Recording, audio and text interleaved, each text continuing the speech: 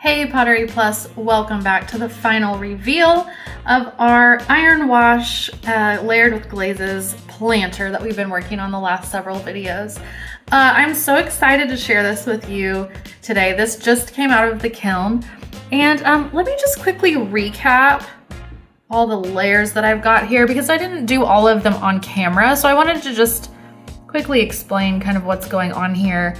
And what you've seen on camera and what I did off camera before we talk about the results. So in the very first video, I was showing how to apply an iron wash, which is just iron oxide mixed with water. And I brushed that on to my areas that I wanted it to be, my mouse and my mushrooms. And then I wiped it back with a sponge. Now, my intention with that was that it would sort of accentuate the silhouettes of these shapes, which it did do that, but I was hoping for a bit more of like an earthy, irony brownish color. That part I don't think we accomplished, but I'm gonna circle back to a certain part of this design and show you where I think there might be some promising little pieces that could work if I applied this stuff in a different way. But anyway, from there, after applying an iron wash in all of those little design areas, I just glazed over the whole thing with 2 to 3 coatings of my milk glass white low fire glaze. Then I went over with my accent colors, which all 3 of those are here, and I just did 2 to 3 coatings over the details of those designs. So that's how I got this. Now I wanted to talk for a minute again about that iron. Let me make sure my mouse is facing front. Okay. So on the mushrooms, you can see I painted with these bright colors over the high points in the stamp. So I sort of covered up any area where the iron might have been able to peek through a little bit with those bright colors. But let me show you on the mouse why I think I could maybe at some point, using this combination of white glaze with the iron wash underneath, I think I could achieve kind of that more irony, like earthy color that I was looking for. So like I said before, I wanted the color of the iron to be what was kind of showing through the white glaze, and that did happen in these high points of my mouse design. So where the glaze kind of like probably just rolled down slightly and left a thinner coating behind because it was falling and pooling into those deeper areas, you can see some of the color of that natural iron kind of peeking through, and it's really cool. But here's the thing that I'm not thrilled with. And when I say not thrilled, I don't mean that I feel the pieces ruined or anything like that. It just didn't turn out exactly how I wanted. But if you see in these deep recessed areas where the white glaze pooled up, it's almost like, it's a really weird color, folks. It's like almost a grayish, like lavender color. Like you can see it really right there, right there. So, you know, I felt like earthy tones would be better with this kind of, you know, theme that I have going on with this project. So this cool kind of icy color, I'm not loving it. But again, you know, it did achieve the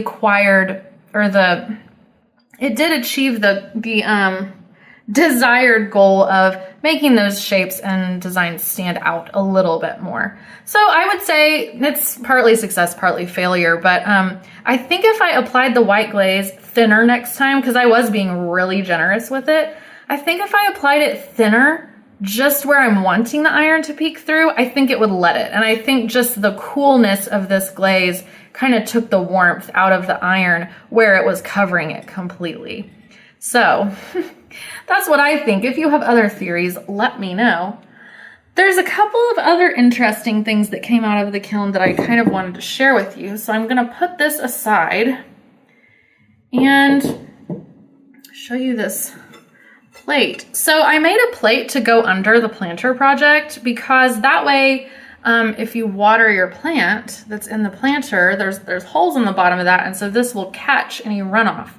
And I always just feel like that's nice because, you know, you could put a piece of plastic under, you know, plastic dish under the planter or whatever, but I feel like this just kind of makes it a little more complete. So when I make planters, I like to make a little water catcher to go underneath. But anyway, we talked in the first video about applying the iron, how you don't want to drag it around your pot because it stains. And I did that here and I just wanted to show you. So I thought on this plate piece of the project that I was going to use iron. I decided ultimately not to because the planter has so much going on. But I just wanted to show you here. So I got a little out of control with my iron. I sort of lost control of it and I dripped it.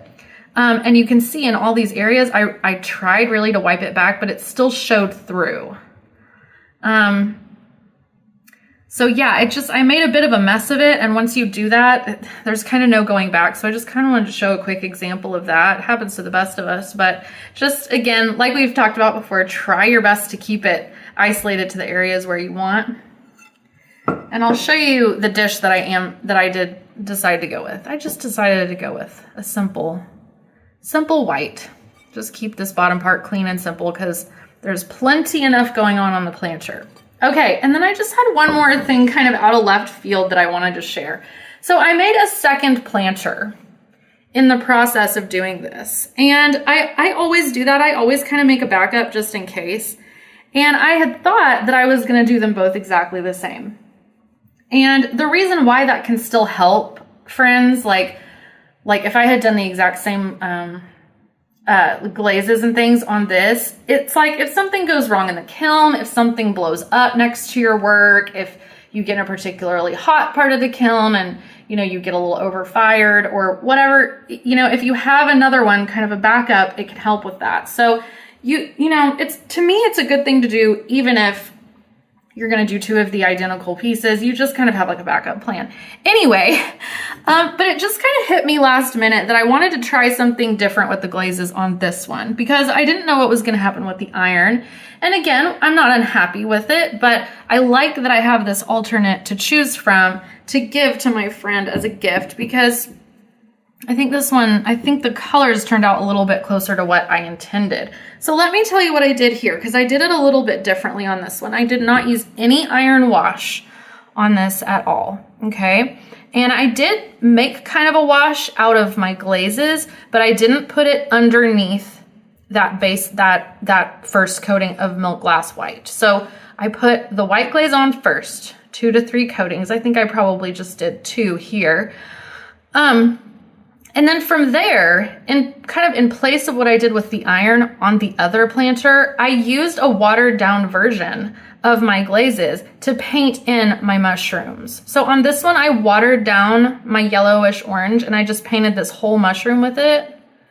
And then on the red, I watered down my red and made kind of a wash, and that turned out nice because it turned sort of a pinkish color, which is I think a nice contrast with the red. And so I painted all those mushrooms with those thinned out glazes first before really like worrying about any detail or anything. And then I went back over those details with like my full strength, like normal thickness glaze, because I wanted to make sure that those details would still show through. And what's really kind of fun about that, you guys, is like with the yellow where you see the white spots on top of it, and it happened with the red as well. I didn't glaze that with white. That just happened from the glaze kind of naturally, like we were talking about earlier, just kind of rolling off of those high points and kind of revealing a lighter, less glazed spot because the glaze has kind of trickled down. So, you guys, this is very bright and colorful, and I know that's not everyone's cup of tea, but in the context of this project, I think this turned out really well. And I'm glad that I tried that other technique that I hadn't necessarily planned on trying. So just to kind of finish up, something I've been thinking about this whole project is that it's such a nice breath of fresh air to work with low fire glazes and kind of just have fun with bright colors. And you know, low fire is nice because you can kind of predict what it's gonna do. Like most of this stuff turned out the way that I expected it to.